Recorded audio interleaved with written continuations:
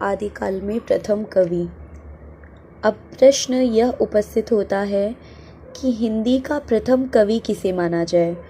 ठाकुर शिव सिंह सेंगर ने 7वीं शताब्दी से उत्पन्न पुष्पया पुंड नामक किसी कवि को हिंदी का प्रथम कवि माना था, किंतु इस कवि का उल्लेख मात्र मिलता है। अभी तक उसकी कोई रचना उपलब्ध नहीं हुई।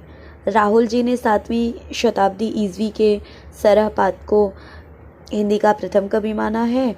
वे 84 सिद्धों में से एक थे। उनकी कविता में अपभ्रंश का साहित्यिक रूप छूट गया है तथा बोलचाल की भाषा जो आरंभिक हिंदी है प्रयुक्त हुई है। विषय और चेतना की दृष्टि से उनका काव्य हिंदी साहित्य के भक्तिकाल का बीजांकुर है।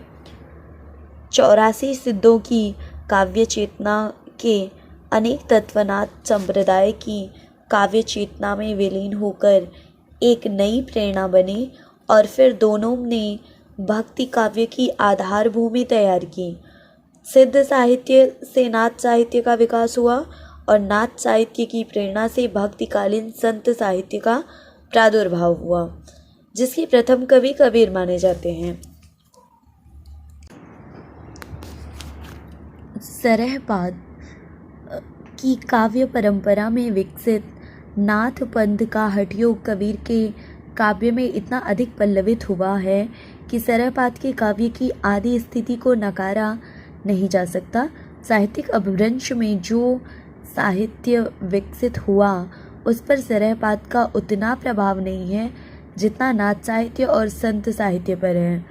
एक तीसरा आधार और है जिस पर हम सरहपाद को प्रथम हिंदी कवि के रूप में प्रतिष्ठित कर सकते हैं, वह है शैली की परंपरा का। सरहपाद ने दोहा और पदों की शैली अपनी कविता में प्रयुक्त की है। यह शैली उनके बाद के सभी हिंदी कवियों ने परंपरा के रूप में अपनाई है। हिंदी मुक्तक काव्य में दोहा सबसे अधिक प्रिय छंद रहा है। अतः सभी दृष्टियों से सरहपाद को हिंदी का प्रथम कवि माना जा सकता है। जो विद्वान सरहपाद को हिंदी का प्रथम कवि मानना चाहते हैं, उनके पास अपने मत के समर्थन के लिए केवल 2 तर्क हैं। प्रथम तर्क वे यह प्रस्तुत करते हैं कि सरहपाद की रचनाएं अपभ्रंश साहित्य का अंग हैं, और दूसरा तर्क यह कि सरहपाद के समय से 11वीं शताब्दी तक हिंदी की रचना परंपरा नहीं मिलती। ये दोनों तर्क निराधार हैं। सत्य यह है कि हिंदी साहित्य का इतिहास लिखने वाला विद्वानों में कोई भी ऐसा नहीं है जिसने कबीरदास से हिंदी साहित्य का आरंभ व्यवहारिक रूप में स्वीकार किया हो। यूँ डॉक्टर हजारी प्रसाद द्विवेदी, डॉक्टर गणपति चंद्रगुप्त प्रभृति 1-2 विद्वानों ने अपभ्रंश और हिंदी के मध्य निर्णायक रेखा खींचना कठिन मानकर यह इच्छा प्रकट की है कि भक्ति काल से ही हिंदी साहित्य का आरंभ माना जाए, किंतु वे भी अपनी इस इच्छा का अनौचित्य समझते रहे हैं और इसी कारण उन रचनाओं का आदिकाल के अंतर्गत विवेचन करने को बाध्य हुए हैं जिन्हें वे अपभ्रंश की रचनाएं कहते हैं। डॉक्टर गणपति चंद्र ने इस संदर्भ में अपने हिंदी साहित्य का वैज्ञानिक इतिहास में भरतेश्वर बाहुबली राश के रचयिता शालिभद्र सूरि को हिंदी का प्रथम कवि माना है, जो तर्क सम्मत नहीं है। इस प्रश्न का यह उत्तर हो सकता है कि सरहपाद की भाषा हिंदी का प्रारंभिक रूप है या शालिभद्र सूरि की भाषा। दोनों के उदाहरण से स्वतः ही इसका उत्तर मिल जाता है कि यह स्पष्ट हो जाता है कि सरहपाद की भाषा अपेक्षाकृत हिंदी के अधिक निकट है। सरहपाद घोर अंधारे चंदमणि जिमि उज्जोव करेई परम महाशु एक कड़ दुरिया अशेष हरई। और दूसरा पद है पंडिय पंडिय सयल संत बखाड़ई, देहै रुद्र बसंत न जाड़ई। अमड़ागम अमड़ागम गमड़ अमड़ा गमड़ लतीन विखंडीय, तो विड़लज भिड़ई हौ पंडिय। यह सरहपाद की पंक्तियां हैं। अगली शालिभद्र शूरी, इनकी पंक्तियां हैं तमजी पहिय पिखे विड़ो पिय उक्कखिरिय मंथर गए सरलाईवी उत्तावली चलिय। तुह मड़हर चलंतिय चंचल रमण भरी, छुड़वी खिसिय रसड़ावली किंकिण रव पसरी।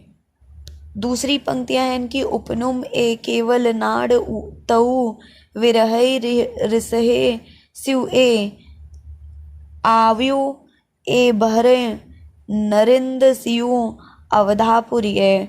रही परंपरा की बात, जो उसके लिए ग्रंथों का उतना महत्व नहीं है जितना चेतना, भावना और विचारणा का है, क्योंकि इन्हीं से साहित्य का अस्तित्व माना जाता है, न कि मात्र ग्रंथ संख्या से। इस दृष्टि से सरहपाद की देन अधिक महत्वपूर्ण है। उसकी भावधारा सिद्धों और नाथों से होती हुई कबीर तक अपनी परंपरा बनाती है, जबकि शालिभद्र सूरी की देन इस संदर्भ में नगण्य है। अतः सरहपाद को ही हिंदी का प्रथम कवि मानना तर्क संगत है। प्रथम रचना, हिंदी की प्रथम रचना कवि सरहपाद की रचना मिली है। वे सभी मुक्तक हैं, अतः प्रथम रचना के नाम पर किसी एक पुस्तक को प्रस्तुत नहीं किया जा सकता। महापंडित राहुल सांकृत्यायन ने हिंदी काव्यधारा में सरहपाद की कुछ रचनाओं का संग्रह किया है। उसी के आधार पर उनकी हिंदी रचनाओं का एक अंश यहाँ उद्धृत किया जाता है। जहाँ मन पवन न संचरई, रविशनाह पशे पवेश, तहीं वट चित्त विसाम करु, सरहे कहिय उवेश। पंडिय सल सत्थ बखाड़ई, देहै बुद्ध बसंत न जाड़ई।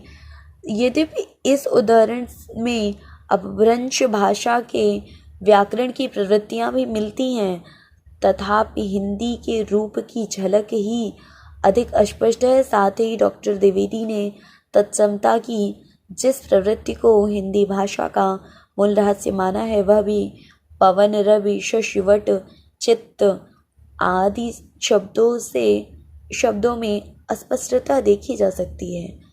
अन्य सिद्ध कवियों ने भी सरहपाद की इस भाषा प्रवृत्ति का अनुकरण किया है। राहुल ने सरहपाद का समय 769 ईस्वी माना है तथा डॉक्टर विनयतोष भट्टाचार्य ने 633 ईस्वी बताया है। डॉक्टर रामकुमार वर्मा इसी आधार पर लिखते हैं, 7वीं शताब्दी से ही हम सिद्धों की रचनाओं को अपनी भाषा के प्रारंभिक रूप में पाते हैं। इन रचनाओं के वर्ण, विषय, हठयोग, मंत्र, मध्य और स्त्री हैं, जो वज्रयान के मुख्य रूप हैं। भाषा अपभ्रंश मिश्रित है, जिसमें सिद्धांतों के मिश्रण के कारण काव्योत्कर्ष हो नहीं सकता।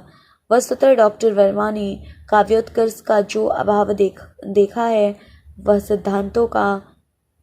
सिद्धांतों के मिश्रण के कारण तो है ही।